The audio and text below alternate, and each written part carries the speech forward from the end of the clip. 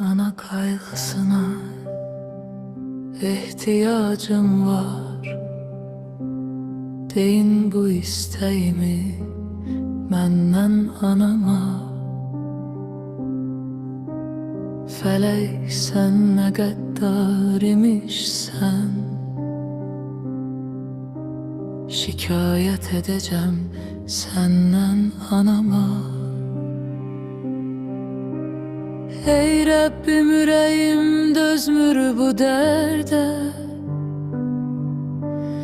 Ben dustaqçılıqda, anam qəbirdə.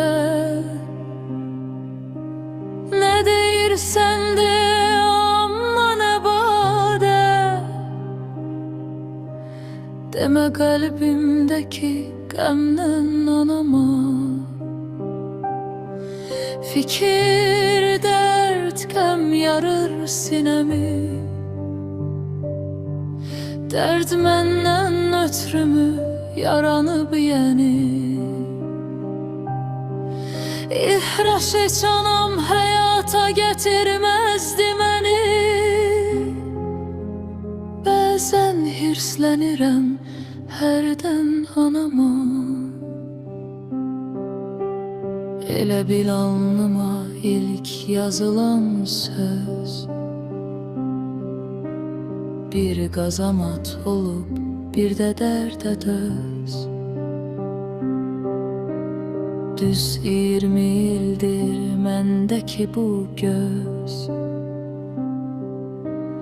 Hər gün yaş axıdı dəndən anama. Anadır tək dostu hər bir övladın. Övlad üçün ölümə gedər o qadın. Dünyada əvəzi yoxdur bu adın. Allah rəhmət eylə göydən anama.